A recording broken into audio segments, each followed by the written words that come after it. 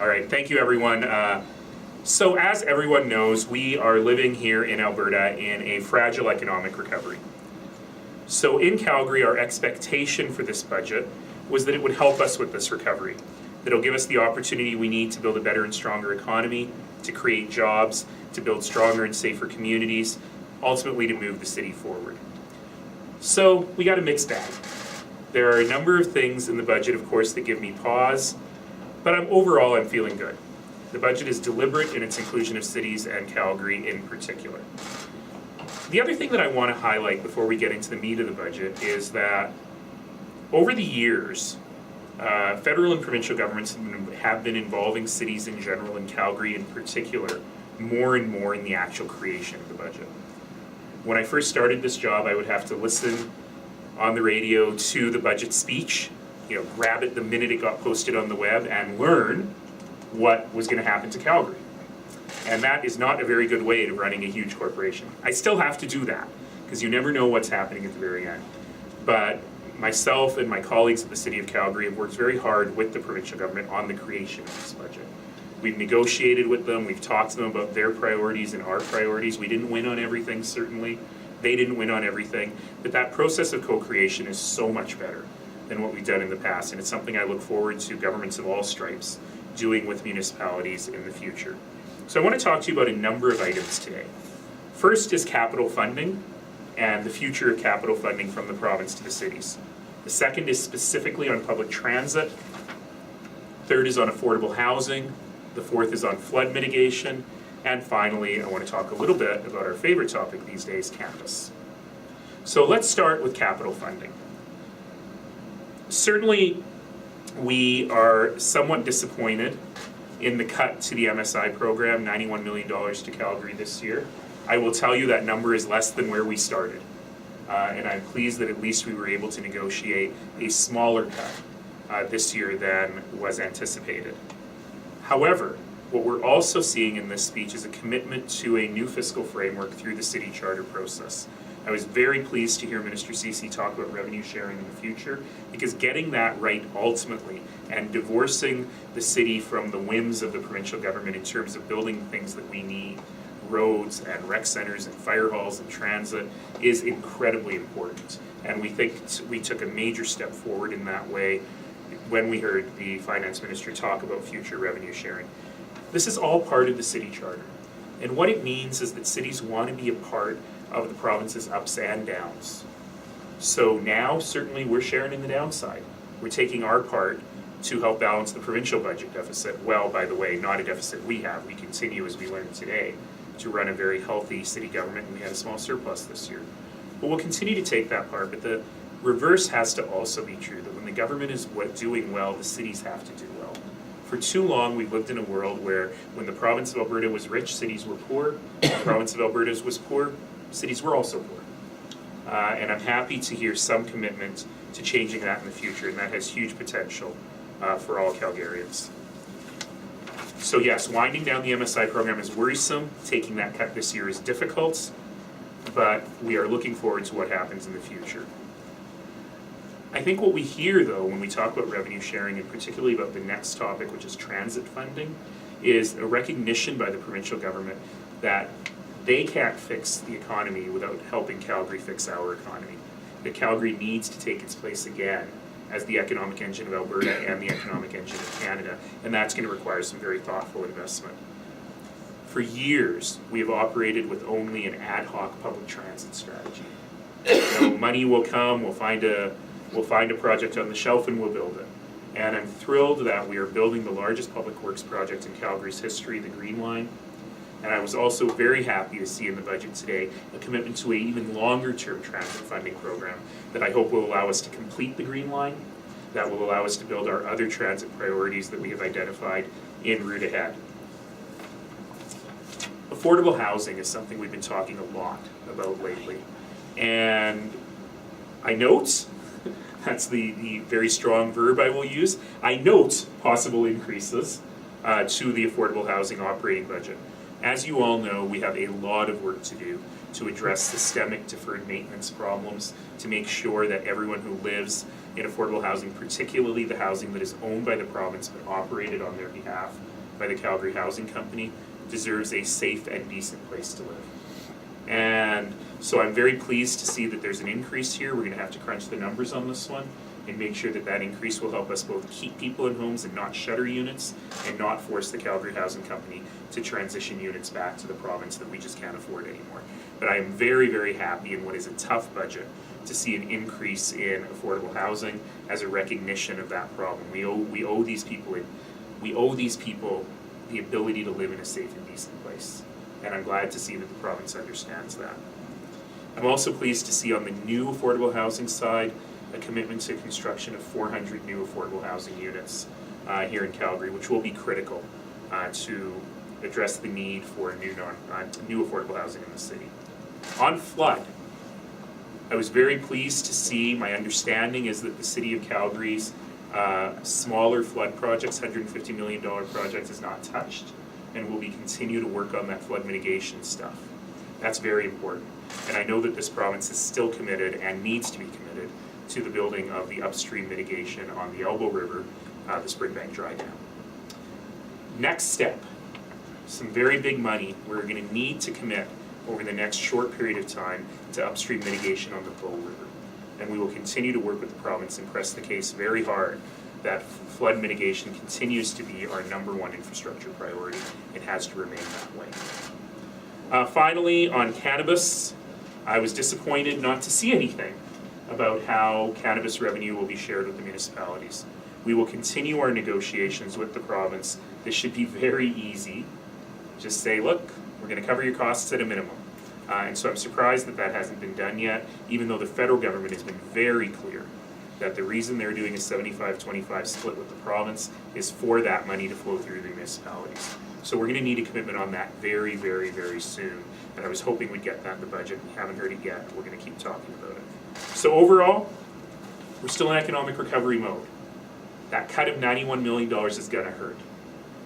But overall, when we think about our long-term work to get us out of this economic downturn, to get us further and strengthen that economic recovery, there's a lot of potential here.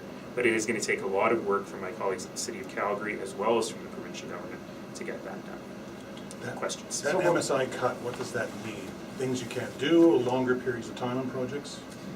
I wish I could answer that question today. One of the challenges that we have with the MSI funding is it was originally supposed to all be paid out last year. And so my predecessor in the previous city council back in 08-09 basically spent the money to build the West LRT. And so every time they stretch out the MSI funding, that's just more interest going to the bank. It's not actually anything else. So I've asked for an analysis on, is this just debt or are there some small remaining projects that will have to be deferred or canceled as a result of this cut? And we'll have those numbers and we'll have those answers in the next couple of days. Is the rainy day fund a possibility to make up for that funding? It's, yes, it could be. You know, we could use our surplus or the fiscal stability reserve to make up for that. But in reality, if this is about debt, this is all about cash flow management, because what we want to do is we want to minimize the amount of interest that we're paying to the bank.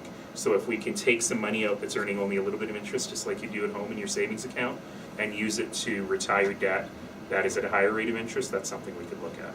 So you're not surprised that the province's share for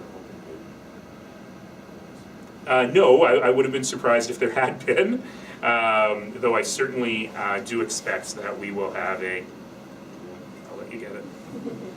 There you go, because it was your question, you should be able to record the answer. Exactly. You good? Yeah. Okay. We're good, Bill, I can give you some. All right, look at you. Let's get back to that. So I would have been surprised if they had said anything in the context of a big budget document about this. I continue to be very confident that both the federal and provincial government will come to the table to help fund this bid. If they won't, council said we're going to stop work. I suspect they will. Before you ask, Mr. Dipple, soonish. The thing is, there is $9.6 million in tourism and culture for this fiscal year yet. So, are you expecting something soonish in that regard? I would be expecting an announcement one way or the other soonish. I should also point out that, you know, sometimes you find little gems buried in a provincial budget. Not a lot in this one, but I was pleased to see a little bit of funding for expansion of the Calgary Zoo, and particularly I suspect that my colleague Councillor Gondek is probably doing a little dance right now over a little bit of funding for expansion of Vivo in north central Calgary. Also, 20 new schools across the province, and so hopefully Calgary will get their fair share of those as well. Affordable housing, I think the budget actually said 170 units, new units per count. Oh, 400 for the province. Yeah, but as far as the funding for repairs, there's something in there on that? Yes, I don't want to scoop the province because it's probably buried a little bit deeply. But yes, I spoke with Minister Sigurdsson earlier today, and I understand that while the Calgary Housing Company did not get their full ask, there is a significant increase to the Calgary Housing Company. About 50% of the total operating increase for the province has gone to CHC. So now we have to sharpen our pencils and see if that's enough. But certainly what it is appreciated. As this province goes on a path to balance $96 billion debt by the time they hit balance at 56 once you adjust it for their assets, but still, that's a big number. How does that strike you? You know, I'm a debt hawk, and one of the first things I did when I started in this job was to enact new policies to really get our debt under control. We used to have a graph that we showed every year called the scary debt graph, and now it's the not so scary debt graph, because really it is well under control. And to me, that is a primary job of any government, because all debt is deferred taxation with interest. And I really don't like paying interest when I don't have to. So I fully understand what the government has done in the past to put money into the economy when we needed to. With the help of the provincial and federal governments, we at the City of Calgary put $2 billion into the economy in 2017 to build stuff, to hire construction workers who would otherwise be out of work, to build infrastructure that we really need, including 4 brand new road interchanges and the BRT system. That said, I also take David Dodge's advice that as the economy is doing better, you got to adjust your foot on the gas and your foot on the brake on this stuff. However, I will say in Calgary, the recovery so far has not created the kinds of jobs we need. So we need to continue to spend to make sure that we're building that infrastructure, that we're doing that stimulus for the economy. The debt always makes me nervous. Perhaps this is a good segue from that, because I think you alluded to it earlier, but were you surprised that Calgary got the majority of the $3 billion pitted to LRT projects in the province? Well, that's an old announcement remade, but certainly we were very, very pleased when the provincial government and the federal government came to the table to fund their portions of the Green Line. I will, however, say that the City of Calgary is spending a greater percentage of the Green Line's budget than any other municipality has ever spent on a rail budget, I think, in Canada's history. So as we look at more funding, we got to get the city's percentage down and the provincial and federal percentages up.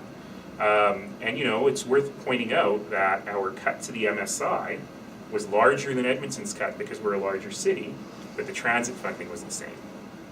Maybe this is unrelated, but you mentioned you were encouraged by the mention of a new program for transit planning expenditures in the future, but there wasn't a dollar figure attached to that, was there? No, there wasn't, but remember that we actually have funding from the provincial government up to, I believe, 2024 for the stage 1 of the Green Line. That said, the time is now. It sounds like it's a long time away, but the time is now to figure out what happens in 25 and beyond, because that will help us plan. So if, for example, there is a program that allows us to fund the rest of the Green Line, then actually the time is now to start doing the land acquisition and the design for those stations. The lack of direction, or what you were hoping to see and you didn't, in regards to cannabis, how challenging does this make it for the City of Calgary, given, I mean, if they pass this legalization, it's what, July 1st? I understand the date's been delayed, but don't quote me on that. I thought I heard that from the federal government. I see some nods. It's not the end of the world. We've got a good cash position. We can front some of the costs, but we have to get to a point where those costs are covered. You know, this regulatory change, this legislative change was made not by us. So to foist the costs on us is just not the right thing to do. Do you have an estimate yet of what your 2018 costs are on file? Yes, but I don't know what it is. Okay. I certainly do, and we can provide you with that. I know that those numbers have been shared. I just don't remember sorry. But a burden to the city one way or the other. You know, yes. I mean, is it $1 billion burden? Of course not. But is it a couple $1 million that I'd rather not spend up front? Yes. Can I front the couple $1 million if they're still working on the revenue sharing deal? If there's a good deal at the end, yeah. I'm gonna wrap this up, folks. Maybe one last question. We're going Or no file. last question. Thank you all.